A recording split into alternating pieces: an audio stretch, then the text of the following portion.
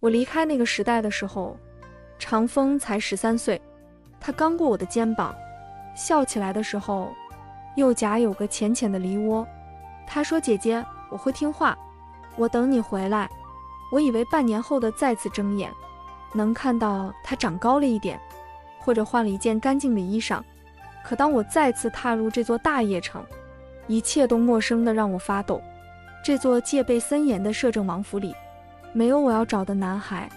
我走進他的書房，四周牆上掛滿了畫像，畫裡的我穿着那件洗得發白的白 T 恤，手裡拿着半塊巧克力，正對着鏡頭微笑。每一幅畫的落款都是同一個名字云長風。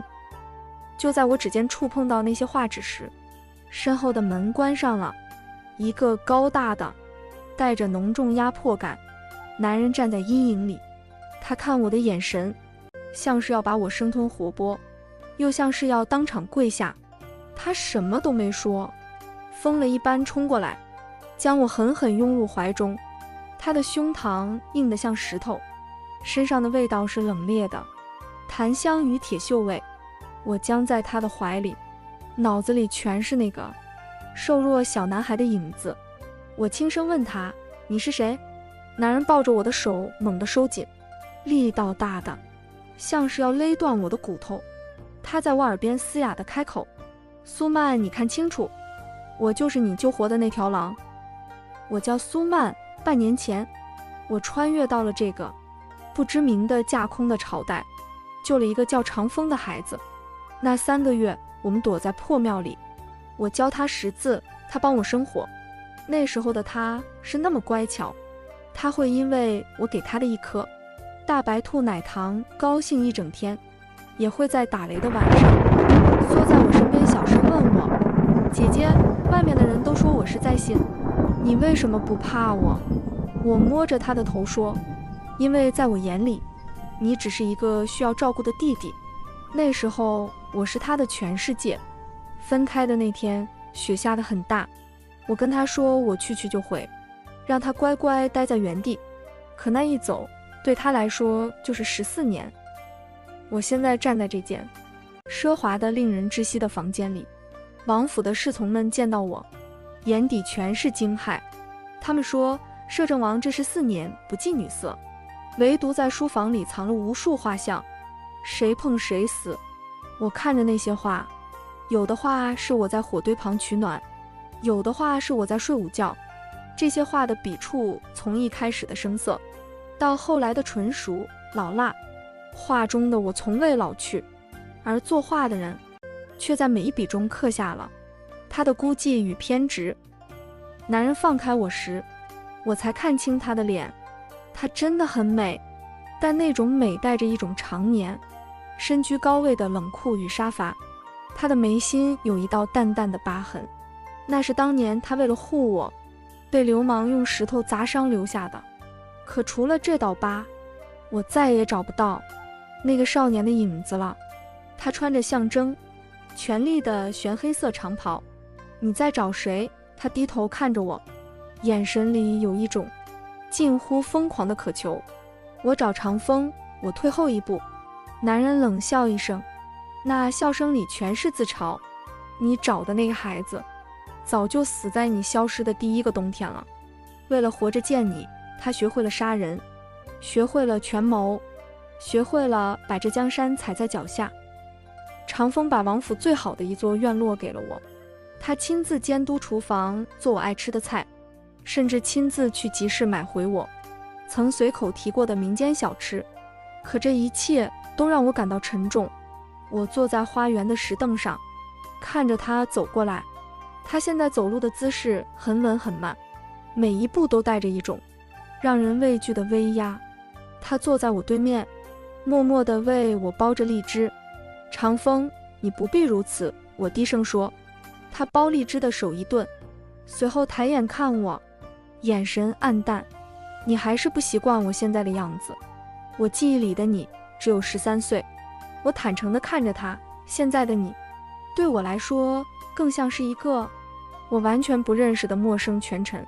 他突然自嘲地笑了一下，把剥好的荔枝放進我碗裡， 14年，蘇曼，我用了14年，才讓自己配得上站在你身邊，可你卻告訴我，你只想要那個沒用的廢物。他站起身，居高臨下地看着我，語氣變得有些偏執。可那個廢物護不住你，只有現在的我，才能讓這天下沒人敢動你一根頭髮。我以為他徹底變了，直到那天深夜，我因為睡不着，路過他的書房，門沒關嚴，我看見那個在朝堂上翻雲覆雨的攝政王，此時正蜷縮在書房的一角，手裡緊緊攥着我當年留下的那件髒兮兮的運動外套。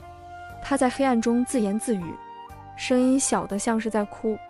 蘇曼，你既然回來了，為什麼不肯抱抱我？你是不是嫌我髒了？是不是嫌我手上的血太多了？那一刻，我的眼眶紅了。我推開門進去，他驚慌地想要藏起那件外套，卻被我按住了手。我坐下來，像14年前那樣，輕輕摸了摸他的頭。他的身體僵住了，隨後劇烈地顫抖起來。他終於放下了所有的偽裝，把頭埋進我的膝蓋，放聲大哭。姐姐，我等了你好久，我真的等了你好久。這一聲姐姐，終於和記憶中的少年重疊了。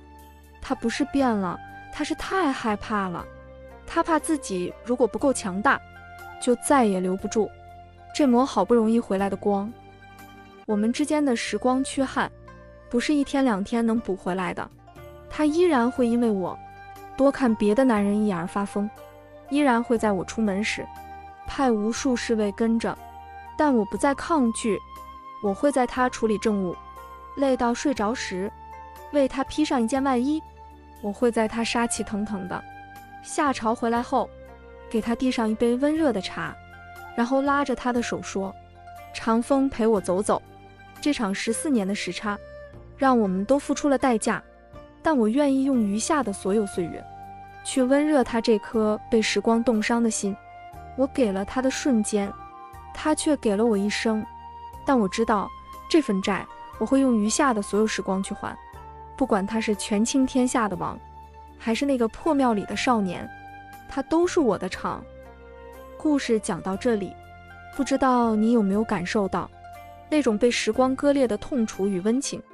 14年的時差讓蘇曼與雲長風成了2個世界的人，但好在愛能跨越這道鴻溝。他記着他的少年義氣，他守着他的絕世容顏。如果你也被雲長風這份守候14年歸來仍是少年心的執着所感動，請點個讚告訴我。如果你也曾有過那樣一個錯過的人，歡迎在評論區留下你想對他說的話。我是您的打翻故事茶，訂閱我的頻道，每天帶你聽最真實、最細膩也最動人的愛情故事。感謝大家的聆聽，願你的世界也有人為你守候。不論時光如何流逝，愛你如初。我們下期再見，拜拜。